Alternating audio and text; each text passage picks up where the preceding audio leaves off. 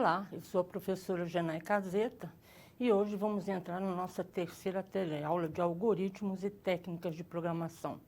Falaremos de processamento de dados. Então vamos para os slides.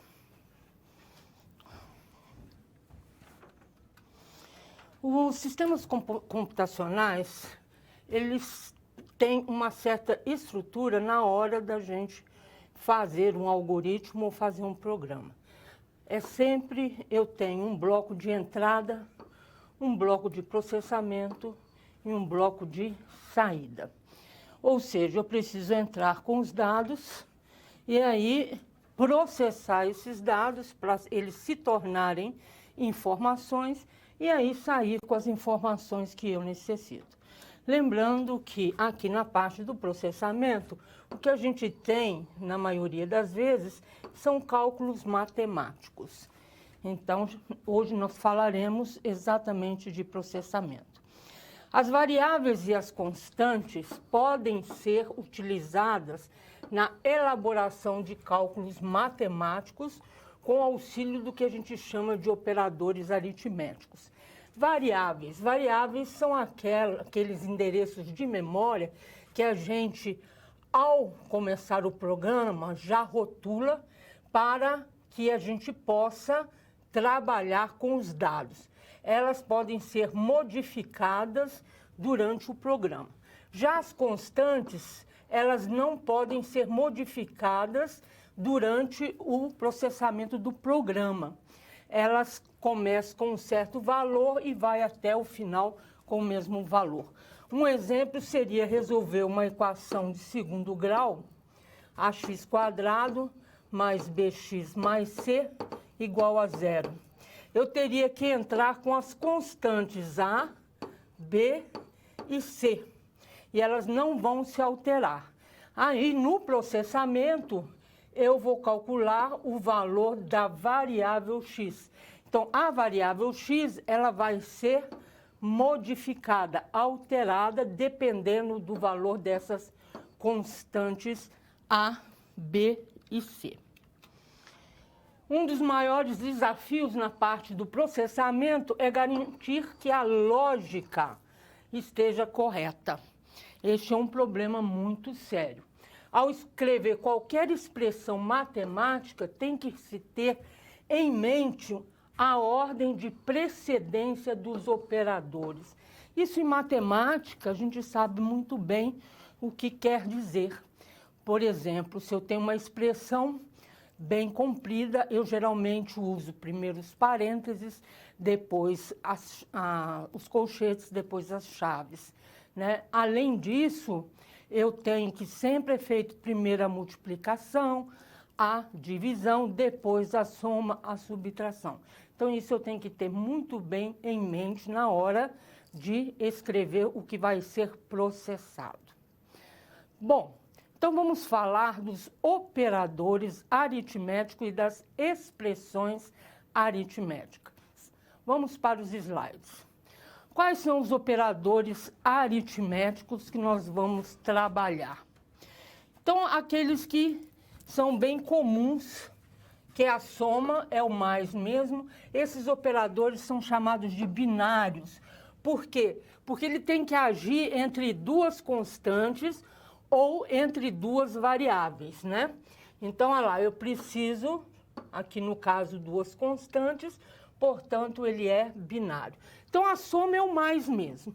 A subtração é o menos, né? 4 menos 2, dando o resultado 2. A multiplicação, ela é dada por esse símbolo. Então, se eu quero fazer a multiplicação de 4 por 2, eu uso o asterisco como o operador multiplicação. A divisão é essa barra invertida. Então, se eu quero fazer 4 dividido por 2, eu escrevo dessa forma e obtenho o resultado. Para atribuição, ou seja, é uma igualdade na hora que você calcula alguma coisa, é o igual. Por que eu chamo de atribuição? Geralmente, vamos falar de soma de dois números. A variável soma é igual ao soma de A mais B. Como eu falo isso em programação?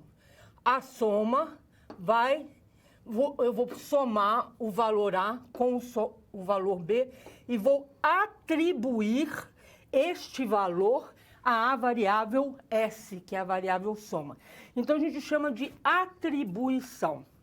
Tem essa porcentagem que é muito interessante, que ela retorna o resto da divisão. Nós vamos precisar usar esse operador para fazer algum dos programas que temos como tarefa. Por exemplo, se eu coloco 4 porcentagem em 2, vai retornar o zero. Por quê? Porque 4 dividido por 2 é uma conta exata, então o resto é zero. Agora, se eu fizer 21 dividido por 2, não é uma conta exata, vai sobrar 1. Então, esse operador é para retornar o resto em divisões onde a gente não quer ter decimais, que eu quero parar a divisão tendo somente números inteiros.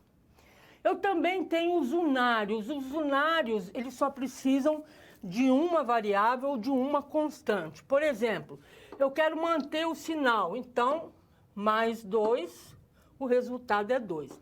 Eu quero fazer uma troca de sinal. Então, olha lá, menos 2, para o computador vai ser o menos 2. E eu tenho 2 operadores, que é o mais, o menos, menos, que são chamados de incrementos. Bom, se eu quero pegar uma variável e quero incrementar essa variável de uma unidade, eu posso escrever x ou mais x. O resultado vai ser x mais 1. E se eu quero fazer um decremento, eu ponho x menos menos ou menos menos x, o resultado vai ser x menos 1. Então, esses são os unários. Nós temos os binários e os unários. Não se esqueçam, né, que aqui a multiplicação ela é dada pelo asterisco, a divisão pela barra invertida, tá certo? Bom, continuando então os nossos operadores, eu pergunto agora, eu não falei de potenciação, não falei de radiciação. Como é que isso é feito no caso da linguagem de programação C? Eu preciso de uma biblioteca para conseguir fazer a potenciação e a radiciação. Essa biblioteca é a mate.h. Então, se eu tiver um programa onde eu vou usar essas duas operações, eu tenho que primeiro, lá no cabeçalho do programa, incluir essa biblioteca. E aí eu posso usar as funções pow, de power, né?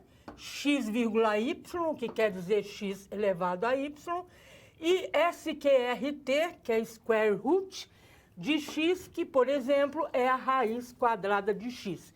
Então, para potências, para radiciação, nós temos que usar a biblioteca matemática e pesquisar como eu vou escrever essas operações.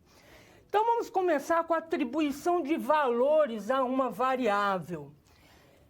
Em algoritmo, é uma setinha, dizendo que eu estou atribuindo alguma coisa a uma variável. No programa, é o sinal de igual. Então, exemplo. Em algoritmo, eu atribuo o valor 5 à variável valor. Em linguagem C, eu atribuo o valor 5 à variável valor. Aqui eu uso o igual e aqui eu uso a setinha. Não se esqueça nunca do ponto e vírgula. Eu pego o valor 1, somo com o valor 2 e atribuo no algoritmo a variável soma. Já na linguagem C, essa atribuição torna-se o sinal de igual. Então, isso é para eu atribuir valores à minha variável. Mas o que quer dizer isso? Quer dizer que o computador vai pegar esse 5, por exemplo, e jogar lá na memória do computador que tem rótulo valor. Ou somar duas variáveis e jogar num rótulo soma, por exemplo. né? Esse é o sentido de atribuição. Voltando para os slides, vamos falar sobre as expressões aritméticas. Aqui eu coloquei uma expressão onde eu tenho soma, divisão e multiplicação. Como é que eu escrevo isso para a linguagem C? Eu não tenho colchetes, eu não tenho chaves, eu só tenho parênteses. Então, eu tenho que ir colocando o parênteses no lugar onde tem os colchetes e as chaves. Aqui na divisão, desculpa, multiplicação tem que ter o asterisco. E você veja que eu substituí tanto as chaves como colchetes, como parênteses. Uma equação de segundo grau, como é que eu escrevo? É x ao quadrado? X vezes x. 2 vezes x e o 3 sozinho. A igual a πr2. É sempre bom a gente colocar o nome na variável de forma que eu consigo saber o que eu estou calculando. Então, ao invés de eu colocar A, eu vou colocar área. O nome da minha variável vai se chamar área. O π, ele existe na biblioteca met.h. E a gente usa o número π como m_π, mas tem que ter essa biblioteca lá no cabeçalho. Ah lá, vezes raio, que é o raio ao quadrado. No caso aqui da área do triângulo, eu, ao invés de chamar de A, vou chamar de área. B é base, altura H, né? H é a altura, dividido por 2. Então, ali tem várias coisinhas, né? Então, nunca se esquecer de colocar o sinalzinho da multiplicação. Às vezes a gente esquece.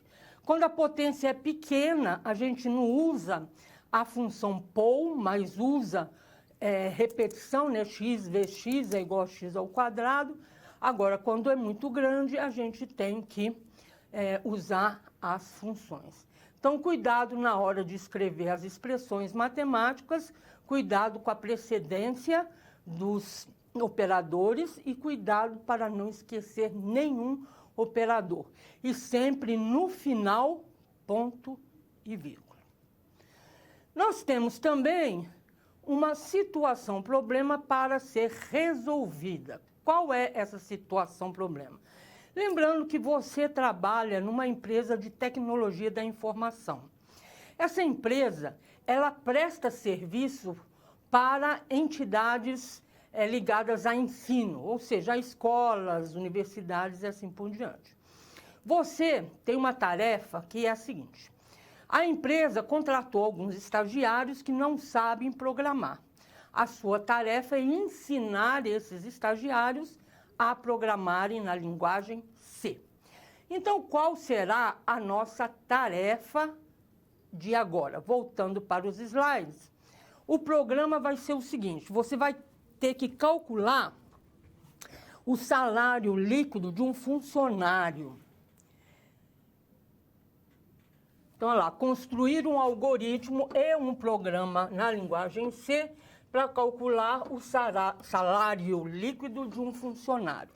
Esse salário é baseado nas horas trabalhadas. Então, olha lá, o programa vai ter como entrada o número de horas trabalhadas e o valor do salário mínimo.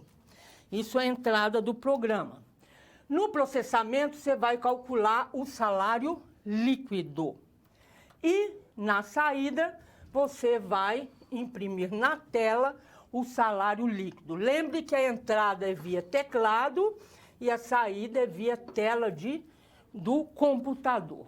O salário líquido é calculado da seguinte forma: o valor da hora trabalhada equivale a 1/10 do salário mínimo. Por isso que eu preciso entrar também com o salário mínimo. O salário bruto, então, vai ser o número de horas trabalhadas multiplicado pelo valor da hora que você acabou de calcular neste primeiro passo. E o imposto, ele equivale a 3% do salário bruto. Então, o salário a receber vai ser o salário bruto menos o imposto que foi calculado. Então, agora nós vamos à Câmara de Documentos ver o diagrama de blocos para este programa. Então, vamos lá. Primeiro, aquele símbolo do início, né? Tá aqui. O que nós vamos ter que entrar? Nós vamos ter que entrar com o número de horas trabalhadas. Você vê que esse símbolo é o símbolo que mostra que vai ser exibido na tela exatamente essa frase: digite o número de horas trabalhadas. O usuário vai digitar, por exemplo, 20 horas trabalhadas. O programa vai ter que ler e armazenar este valor lá no computador, na variável num horas, número de horas. Então, esse símbolo é de ler. Aí vai ser mostrado na tela do computador a frase: digite o valor do salário mínimo. Aí ele vai digitar e você vai ter que ler o salário mínimo e armazenar no computador. Feito isso, você já pode calcular o valor da hora, que é 1/10, 1/10 do salário mínimo. Depois você pode calcular o salário bruto, que é o número de horas vezes o salário mínimo. Calcular o imposto, que é 0,033% do salário bruto. Bom, agora você já pode calcular o salário líquido, que é o salário bruto menos o imposto. E vai imprimir na tela o valor da hora, o salário bruto, o valor do imposto e o salário líquido. E aí vai terminar o seu programa. Agora vamos ver como é que fica na linguagem C. Primeiro, os arquivos de cabeçalho. Aqui eu não utilizei no diagrama de blocos nenhuma função matemática, só aquelas mais, menos, vezes, então eu não preciso da biblioteca MET. Um programa em C sempre começa com um int main, abre e fecha parênteses, e abre chaves e vai fechar chaves somente no final do programa. Então, o que vai ser feito no programa? Primeiro eu tenho que falar, a variável número de horas, a variável salário mínimo, valor hora, salário bruto, imposto e salário líquido são as variáveis do meu problema. Eu preciso guardar um espaço na memória do computador. E esse espaço tem que ser condizente com o tipo de dado real. Se eu esquecer alguma variável aqui, o problema vai dar... o programa vai dar problema. Ah lá, para imprimir é o print. Isso aqui vai imprimir na tela. Para ler é o scanf. Então, primeiro, eu quero que digite o número de horas trabalhadas. O printf, qualquer comando, tem o nome do comando, abriu, fechou, parênteses, ponto e vírgula.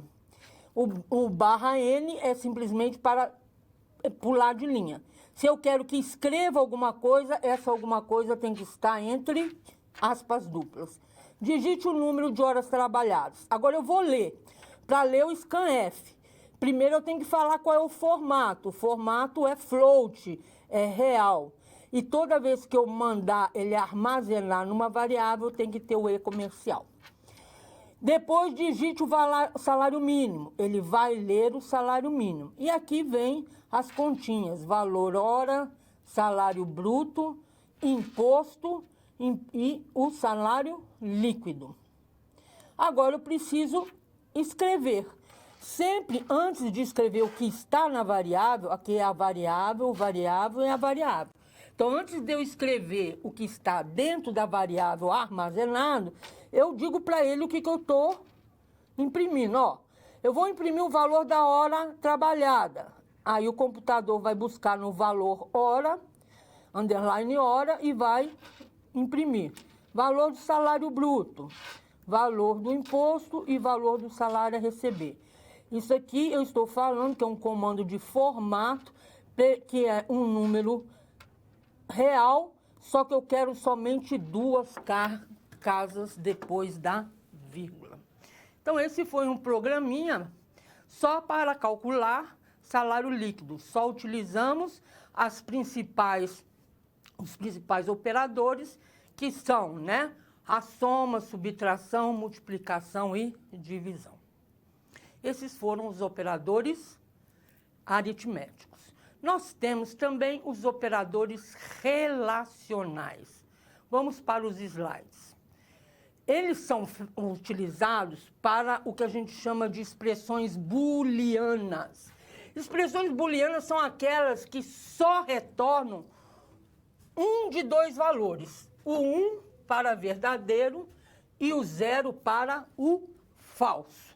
Então, expressão booleana só podem ser verdadeiras ou falsas.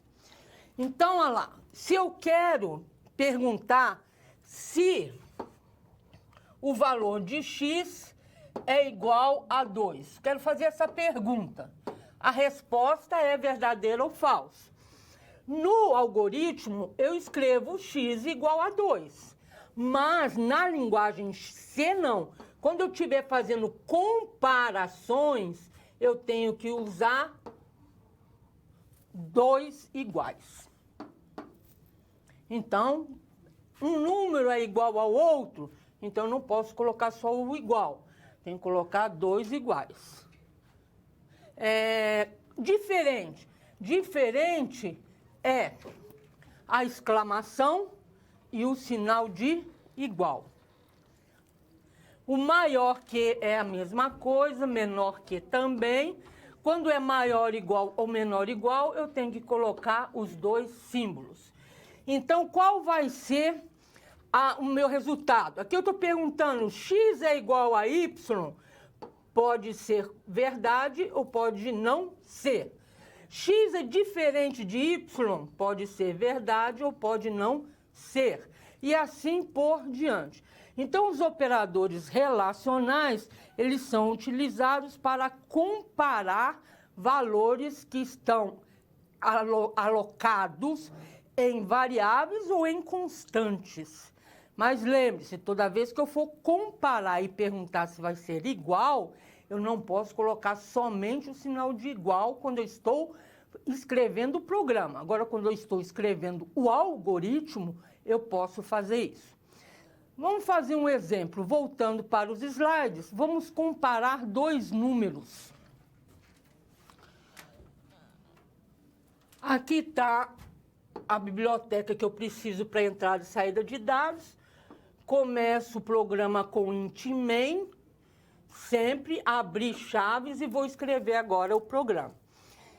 Eu estou declarando uma variável N1 do tipo inteiro e ela já está recebendo o valor 0.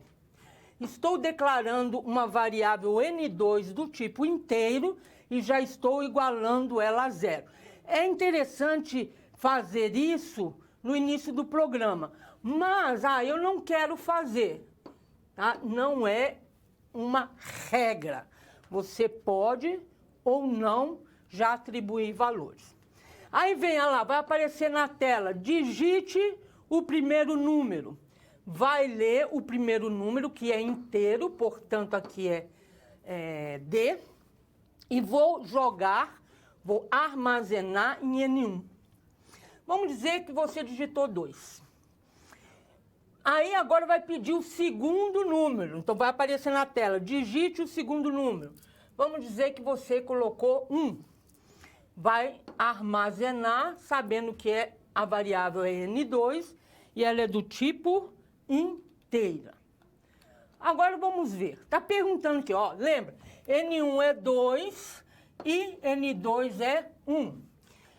N1 e N2 são iguais? Isso vai aparecer na tela. A resposta vem aqui, ó. Quando você escreve N1 igual a N2, Ele está fazendo essa pergunta e vai te retornar um valor verdadeiro ou falso. No nosso caso, vai ser falso.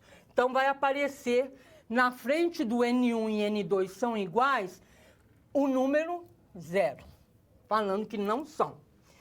N1 é maior que N2, isso aparece na tela. Agora, a resposta vem daqui, utilizando o operador maior. Então, está perguntando, N1 é maior que N2?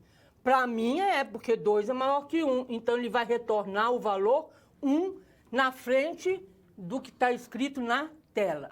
E, por fim, pergunta se N1 é menor ou igual a N2.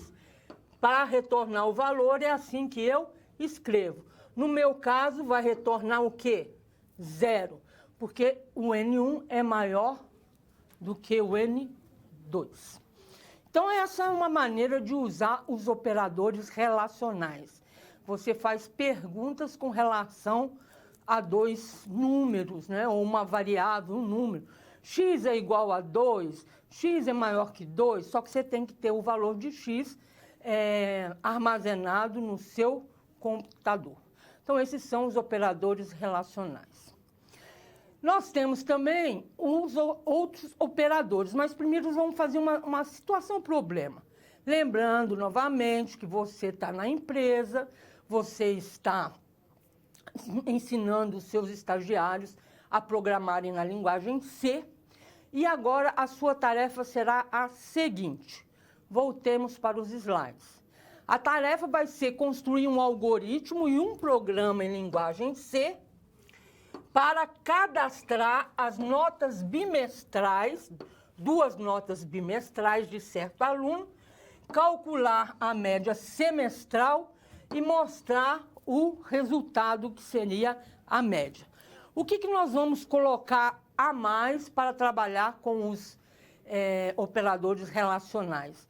Vamos verificar se a média é maior ou igual a 6.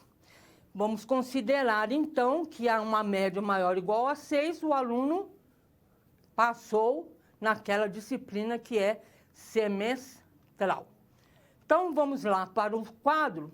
O que eu vou entrar? Eu vou entrar com as notas bimestrais, 2 notas bimestrais. Vou fazer o cálculo da média aritmética. Vou, como saída, imprimir a média, mas também eu vou dizer se a nota é maior ou menor do que 6, através dos operadores relacionais. Então, vamos para a Câmara de Documentos. Vamos começar com o algoritmo. Está aqui. O algoritmo é em diagrama de blocos e em Portugal. Início. Aparece na tela, digite a nota B1. Você vai ter que ler a nota B1, armazenar no computador. Aí vai aparecer na tela, digite a nota B2. Você vai ter que armazenar no computador essa nota B2. Tendo B1 e B2, você vai somar B1 e B2 e vai atribuir este valor a uma variável chamada soma. Depois eu vou pegar essa variável somada soma, vou dividir por 2 e atribuir a variável média. Vou imprimir a média e fim. Isso foi um diagrama de blocos, aqui está em Portugal. Precisa ter o nome do programa, quais são as variáveis e o tipo dessas variáveis. Aqui eu tenho 4 variáveis, B1, B2, soma e média. Início, fim, e olha lá, escreva, leia, escreva, leia. Sempre os comandos escreva, leia, vêm seguidos dos parênteses e do ponto e vírgula. Os processamentos também são finalizados com ponto e vírgula. Agora vamos ver em linguagem C. Eu preciso da biblioteca stdio por causa do scanf e printf. Essa biblioteca, na verdade, eu não preciso. Aqui, olha lá, começa com int main void. Precisa ter esse void? Não, não precisa. Tá? Pode ser simplesmente o void é um tipo de variável que diz assim, ó, não vai ter retorno, tá? Não vou entrar com nada aqui dentro dessa minha função. O retorno vai ser inteiro, que é o return 0, antes de fechar a chave. Declaro as minhas variáveis. Aqui eu fiz o seguinte, eu não vou utilizar a variável soma. Por quê? Eu não preciso, eu posso calcular a média diretamente. Isso é uma boa prática de programação? É porque eu estou tirando uma variável, ou seja, eu estou gastando menos memória do computador, uma vez que eu não vou ter essa variável soma. Ah lá, imprimiu na tela, digite a nota B1, li a nota B1, float. Pediu a nota B2, eu li a nota B2, que também é float. Aqui eu já calculei direto, olha lá, ó. Eu peguei B1, somei com B2, dividi por 2 e atribuí a variável média. Imprima lá a média do aluno, que é do tipo float, eu quero somente 2 casas depois da vírgula, e imprimo o que está dentro da variável média. Agora eu pergunto, média é maior ou igual a 6? Como é que eu vou perguntar, dar o comando em C para ele me responder isso? Simplesmente média maior ou igual a 6.0? É ponto, não é vírgula, cuidado, tá? Aqui ele vai digitar o 1 ou o 0, vai aparecer na tela o 1 ou o 0. O 1 se a nota que está na média, né, o valor que está na média, for maior ou igual a 6.0. Ou 0 se o que está na média for menor que 6.0. Aqui eu coloquei a instrução de formato como D. D é de inteiro. Por que eu coloquei de inteiro? Porque aqui só retorna 1 ou 0. Portanto, não é real, é um valor inteiro. Então, esse foi o nosso programinha que calcula a média e ainda verifica se a média é maior ou igual a 6. Né? Eu tenho outras maneiras de fazer isso? Tenho. Essa é a maneira mais direta, né? Para a gente fazer, utilizando os operadores relacionais. Eu tenho também os operadores lógicos. O que são os operadores lógicos? Bom, vamos para os slides. Os operadores lógicos, eles estão relacionados com o e, conjunção e, disjunção ou, negação não. Por exemplo, aqui, ó.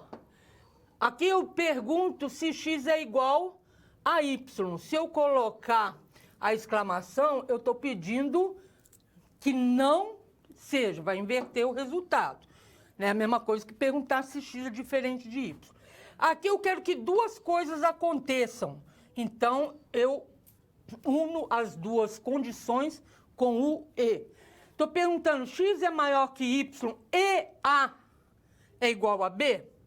Tá? Eu só tenho uma resposta verdadeira se x for maior que y e a for igual a b. Já o ou não. O ou, ele pode ser verdadeiro desde que uma delas seja verdadeira. Então, aqui está a tabela verdade para o e, para o ou e para o not. No e só é verdadeiro se as 2 forem verdadeiras. No ou eu só tenho falso se as 2 forem falsas. E no not eu sempre troco. Se é verdadeiro, passou a ser falso. Se é falso, passou a ser verdadeiro. Então, olha lá um exemplo. Eu estou falando que 2 mais 5 é maior que 4. E 3 é diferente de 3. Analisando 2 mais 5 maior que 4, isso é verdadeiro, porque 2 mais 5 é 7, 7 é maior que 4. Analisando se 3 é diferente de 3, isso é falso. Se estão unidas pelo UE, eu venho aqui e vejo, olha, é verdadeiro, né? A primeira é verdadeira, a segunda é falsa. O E é falso. Então, ele vai me retornar como falso, ou seja, 0, né? No segundo caso, eu também tenho verdadeiro e falso, só que estão ligados pelo OU. Pelo OU, eu tenho o seguinte, o OU está aqui, a primeira é verdadeira, a segunda é falsa. Mas para o OU, basta uma ser verdadeira para o resultado dar verdadeiro. Então, esses são os nossos operadores lógicos.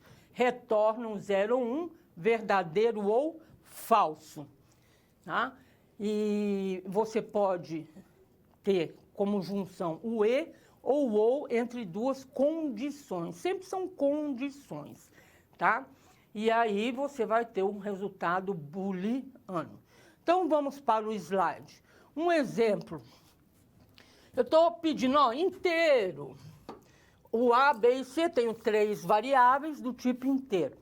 Digite o valor de A. Vamos dizer que você digitou 1. Digite o valor de B.